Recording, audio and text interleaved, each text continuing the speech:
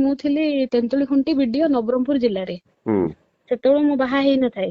ହୁଁ ଏଇ ଲୋକଟା ସେତେବେଳେ ଥାନ୍ତି ଏପିଡି ଆଡମିନ୍ ଡିଆରଡିଏ ରେ। ହଁ ତ ସିଏ କିଏ କଣ କିଏ ରତ୍ନାକର ସାହୁ? ରତ୍ନାକର ସାହୁ ଥାନ୍ତି। ହୁଁ ସେ ପ୍ରତିଦିନ ମୋ ବ୍ଲକ କୁ ଚାଲି ଆସନ୍ତି। ମୁଁ ଫିଲ୍ଡ ଯାଇଥାଏ କିନ୍ତୁ ଜବରଦସ୍ତି ଆସନ୍ତି, ଆସିକି ମତେ ଟିକେ ବିରକ୍ତ କରନ୍ତି। ହୁଁ ମୁଁ ଦେନ୍ ଆଣ୍ଡ ଦେନ୍ କଲେକ୍ଟର ଆମର ଅଜିତ ମିଶ୍ର ସାର୍ ଥିଲେ, ତାଙ୍କୁ ଜଣେଇଲି। ହୁଁ ହୁଁ ସେ ପ୍ରତିଦିନ ଆସି ଟିକେ ବିରକ୍ତ କରୁଛନ୍ତି। ସେଠୁ ତାଙ୍କୁ ମନା କରାଗଲା, ତୁମେ ଅମୁକା ବିଡିଓ ପାଖକୁ ସବୁଦିନ ଯିବନି, 15 ଦିନରେ ଥରେ ଯଦି ଯିବ ରିଭ୍ୟୁ କରିବ। ହୁଁ ସେଠୁ ଭାଇ ସିଏ କଣ ହେଇଛି, ମୁଁ ତାପରେ ବଦଳି ନେଇଛି ସେଇ ଜିଲ୍ଲାରେ ହିଁ କଷାଗୁମୁଡା ବିଡିଓ ମୋର କରିଛନ୍ତି, କଲେକ୍ଟର କରିଥିଲେ। ହୁଁ ସେଠୁ ମୁଁ କଷାଗୁମୁଡା ବ୍ଲକ କୁ ଗଲି। ସେତେବେଳକୁ ଦୁର୍ଭାଗ୍ୟକୁ ଏଇ ଲୋକଟା ପୁଣି ଏଡିଏମ୍ ହେଲା, ପୁଣି କଣ ଧରାଧରି କରିକି ସେଇଠି ପିଡି ହେଇଗଲା। ହୁଁ ହୁଁ ସେଇଠି ତାଙ୍କର ଲଙ୍ଗେଷ୍ଟ ଟେନ୍ୟୁର ମୋର ଦେନ୍ 20 years। ସେତିକି ହଁ ଭିତରେ ମ୍ୟାରେଜ ହେଇଯାଇଛି ଭାଇ। ହଁ କାହାର ମ୍ୟାରେଜ ହେଇଗଲା? ମୋ ମ୍ୟାରେଜ ହେଇଗଲା। ହଁ ହଁ ମ୍ୟାରେଜ ହେଇଗଲା ପରେ ମଧ୍ୟ କଷାଗୁମୁଡା ଗଲା ବେଳକୁ ସିଏ ଯେତେବେଳେ ପିଡି ହେଇଗଲେ ମତେ ସେ ଡାଇରେକ୍ଟ ହଇରାଣ କରିବାକୁ ଆରମ୍ଭ କଲେ। ହଁ ହଁ ସେ ସଞ୍ଜ ବେଳକୁ ଡାକନ୍ତି, 6ଟା ବେଳକୁ ମିଟିଂ ଆସିବ।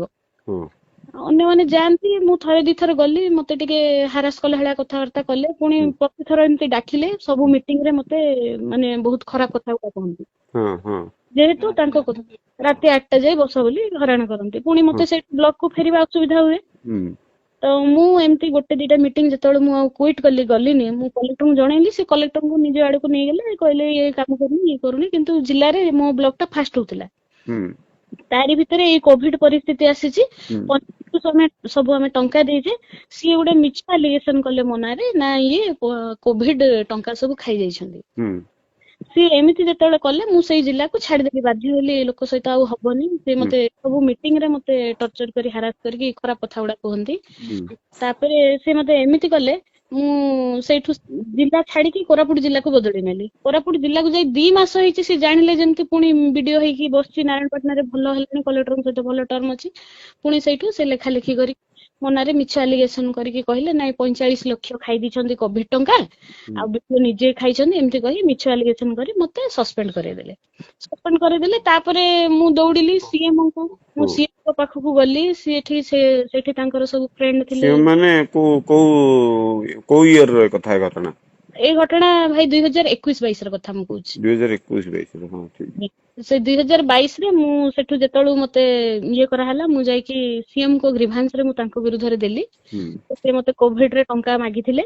ହୁଁ ଆଉ ସବୁ ପଞ୍ଚାୟତ କୁ ଯେହେତୁ ଆମର ଟଙ୍କା ଯାଉଥିଲା, ଆମେ ତାଙ୍କୁ କୁଆଡୁ ଟଙ୍କା ଦେଇଥାନ୍ତୁ। ହୁଁ ହୁଁ ତାପରେ ସିଏ ପ୍ରତି ସପ୍ତାହ ସେ ଦେବୀ ପ୍ରସାଦ ଟାଲି ବୋଲି ଗୋଟେ ଏପିଡି ଆଡମିନ୍ ଥିଲେ, ତାଙ୍କୁ ପଠେଇ ମତେ ହଇରାଣ ହରକତ କଲେ।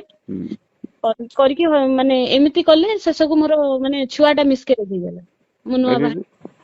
ତାପରେ ଆଉ ମତେ ତ ସସ୍ପେଣ୍ଡ କରିଥାନ୍ତି, ମୁଁ ଆଉ ତାଙ୍କୁ ଲଢି ପାରିଲିନି, ଯେହେତୁ ଗଭର୍ଣ୍ଣମେଣ୍ଟରେ ତାଙ୍କର ଭଲ ହାତ ଥାଏ, ନବୀନ ପଟ୍ଟନାୟକ ଅଫିସ ରେ। ହଁ ଏମିତିରେ ଆଉ କିଛି ହେଲାନି। ଶେଷକୁ ମତେ ରୂପା ମ୍ୟାଡାମ ବୋଲି ଜଣେ ଥିଲେ ଆରଡିସି, ବର୍ତ୍ତମାନ ସେ ଅଛନ୍ତି ସାଉଦର୍ନ ଡିଭିଜନ ରେ। ହଁ ହଁ ସିଏ ଆମ ସେକ୍ରେଟାରୀ ଥିଲେ। ମୁଁ ତାଙ୍କୁ ଯାଇକି ଦେଖା କଲି, କହିଲି ମୋର ଏମିତି ମିସକ୍ୟାରେଜ ହେଇଯାଇଛି, ଲୋକଟା ମତେ ଏମିତି କରିଛି।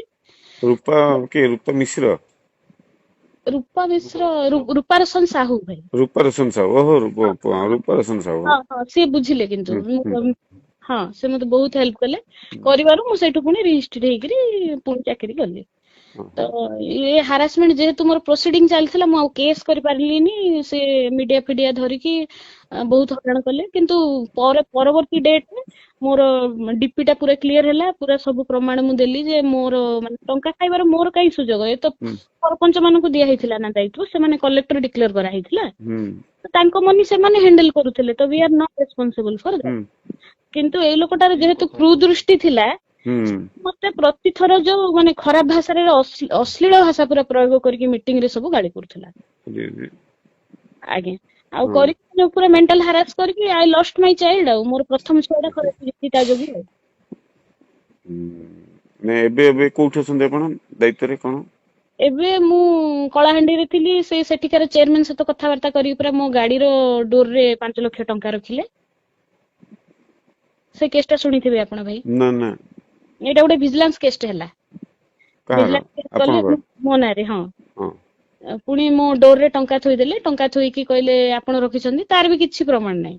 ହୁଁ ହୁଁ ଟିକେ ହଇରାଣ ହରକତ ମତେ କଲେ, ମୁଁ ସେଇ ସସ୍ପେନସନରେ ରହିଲି ଆଉ। ଓ, ଏବେ ସସ୍ପେନସନରେ ଅଛନ୍ତି? ଆଜ୍ଞା। ଓହୋ, ଏଇଭଳିଆ କଥା ଅଛି। ହଉ ଠିକ ଅଛି, ଏ କଥାକୁ ମୁଁ ଦେଖୁଛି କେମିତି କଣ ଆଜ୍ଞା ଆଉ ତାର ତାର ପୁରା ଇତିହାସ ଭାଇ, ସେ ବଦମାସ ଲୋକଟା, ତାକୁ ବଢିଆ ହେଇଛି ମାଡ ହେଇଛି। ସେଇଟା ତ ଅଲଗା କଥା। ମୁଁ ଏ କଥାକୁ ନେଇକି ଏ, ରଖିବି, ଉପରେ ରଖିବି, କଥା ହେବି ହେଲା। ଆଜ୍ଞା ବ୍ୟସ୍ତ ସିଏ ହନି। ମତେ ହାରାସମେଣ୍ଟ କରିଛି, ମୋର ଛୁଆ ମରିଯାଇଛି ତା ହୁଁ ଯୋଗୁ। ହୁଁ କିନ୍ତୁ ହୁଁ ଯେହେତୁ ସେ ଏତେ ଡରଉଥିଲା, କଲେକ୍ଟର ତା ସପୋର୍ଟରେ ଥିଲେ, ମୁଁ ଆଉ କିଛି କହିପାରିଲିନି। ମୁଁ ଏ କଥା ହୁଁ। ଆସୋସିଏସନ କୁ ବି ଜଣେଇଥିଲି, ଆସୋସିଏସନ ମୋ ପଛରେ ପଡିନି। ନାଇଁ ନା, ଆରେ ତା ପାଇଁ ତାକୁ ଏବେ ସପୋର୍ଟ ବି କରିଥିଲେ, ତାରି ସାଙ୍ଗମାନେ ସବୁ ସେ ଆସୋସିଏସନ ରେ ଅଛନ୍ତି। ନାଇଁ ନାଇଁ ଠିକ ଅଛି, ମୁଁ ଏ କଥାକୁ ଇଏ କରୁଛି। ଭଲ ନାଁ ଟା କଣ କହିଲେ ଆପଣଙ୍କର? ମୋ ନାଁ ଭାଇ ଅକ୍ଷମିତା କାର୍ତିକ। ଅକ୍ଷମିତା କାର୍ତିକ। ହଉ ହଉ ଆଜ୍ଞା ଠିକ। 2011-22 ଏ କଥା ନବରଙ୍ଗପୁରରେ ହଁ ସମସ୍ତେ ଜାଣିଛନ୍ତି। ହଉ ସବୁ ଷ୍ଟାଫ ଆପଣ ଯାହାକୁ ପଚାରନ୍ତୁ, ସେ ମତେ ବହୁତ ହାରାସ କରିଛି। ଆଉ ତାର ଇତିହାସ ଅଛି, ସେ ବରିଗୁମା ଜିଲ୍ଲାରେ ଥିଲାବେଳେ ତାରି ଯୋଗୁ ଜଣେ ସୁଇସାଇଡ କରିଥିଲେ ବ୍ଲକ ରେ। ହଁ ଆଜ୍ଞା ଆରେ ସେ ଷ୍ଟାଫ କୁ ବହୁତ ହାରାସ କରେ। ଆଉ ହଁ ନିଜେ ଗୋଟେ ମାନେ ନିଜେ ଗୋଟେ ସେ ଚିଫ ସେକ୍ରେଟାରୀ ଭଳିଆ କଥାବାର୍ତ୍ତା କରିବ। ହଁ ହଁ ହଁ। ଆଉ ମୁଁ ଏଇ କଥା ଦେଖିଲି ତ ଭାଇ, ମୁଁ ହୁଁ। ଭାବିଲି ଆପଣଙ୍କୁ ଜଣେଇଦବା ଦରକାର ଏଇ ଜିନିଷଟା। ନାଇଁ ସେ ନାଇଁ ତା ଭଲ ହେଲା, ଭଲ ହେଲା ଜଣେଇଲ। କିଛି ତଥ୍ୟ ଆଜ୍ଞା ତାଙ୍କର ବାହାରୁଛି, ଏମିତି ସବୁ ବ୍ୟାକଗ୍ରାଉଣ୍ଡ ରେ ଅଛି କଥା ହେଲିକି। ଆଜ୍ଞା ଏଇଟା ଭଲ ହେଲା, ମତେ ଜଣେଇଲ, ବହୁତ ଧନ୍ୟବାଦ। ମୁଁ ଏ କଥାକୁ ଦେଖୁଛି ହେଲା। ଆଜ୍ଞା ଆଜ୍ଞା ଭାଇ, ହଁ ଆଉ ହଁ ଗୋଟେ ଜିନିଷ ଭାଇ, ଛୋଟ କଥାଟେ। ହଁ। ଇଏ ଆକ୍ଚୁଆଲି ତା ନାଁ ହଉଛି ରତ୍ନାକର ସେଠୀ। ରତ୍ନାକର ସେଠୀ। ହଁ, ସିଏ ତା ଟାଇଟଲ ହଉଛି ସେଠୀ। ସିଏ ସେ ଭଦ୍ରକ ଲୋକ। ହଁ ଆଉ ସିଏ ଏପଟେ କୋରାପୁଟ ଜିଲ୍ଲାରେ ଜୟପୁରରେ OSRTC ରେ କଣ୍ଡକ୍ଟର ଭାବରେ କାମ କରୁଥିଲେ। ହଁ ଆଜ୍ଞା, ସେ ଆଗରୁ ବସ ରେ OSRTC ରେ ଥିଲେ। ହଁ ସେଇଠି କଣ୍ଡକ୍ଟର ଥିଲେ। ହଁ, ସିଏ ବସ୍ କଣ୍ଡକ୍ଟର, ସେଇଥିପାଇଁ ତା ବୁଦ୍ଧି ଯାଇନି ତା ହଁ କଥାବାର୍ତ୍ତା। ହଁ ହଁ। ସେ ବସ୍ କଣ୍ଡକ୍ଟର ସେଠି ଥିଲେ। ମାନେ କଣ ଏସି କ୍ୟାଟଗରୀ? ବୋଧେ ଏସି ଏସି ହଁ। ଏସି କ୍ୟାଟଗରୀ। ସାହୁ ଆଉ ତାପରେ ଚେଞ୍ଜ କରିଦେଇଛନ୍ତି। ତାପରେ ସିଏ କଣ କରୁଛନ୍ତି, ଗୋଟେ ବ୍ରାହ୍ମଣୀ ଲେଡି ଅଙ୍ଗନବାଡି ଗୋଟେକୁ ବାହାଇଛନ୍ତି। ହଁ ହଁ ନବରଙ୍ଗପୁରର। ସେ ଅପଡାଉନ କରୁଥିଲେ ଜୟପୁର ନବରଙ୍ଗପୁର। ହଁ ହଁ। ତାପରଠୁ ସେ ତାର ଟାଇଟଲ ଚେଞ୍ଜ କରିଛନ୍ତି ଆଉ। ଓହୋ। ସେ ଭାରି ଯୋଉ ଦେଖଉଛି ବ୍ରାହ୍ମଣ ଇଏ କଥାବାର୍ତ୍ତା କରୁଛି, ହଁ ମିଛ କଥା, ସେ ଏସି ଲୋକଟା। ହଁ ହଉ ହଉ ଆଜ୍ଞା। ଠିକ ହେଲା, ଭଲ ତଥ୍ୟ ଯୋଗେଇଲେ, ବହୁତ ଧନ୍ୟବାଦ। ମୁଁ ଏଇଟାକୁ ଦେଖୁଛି।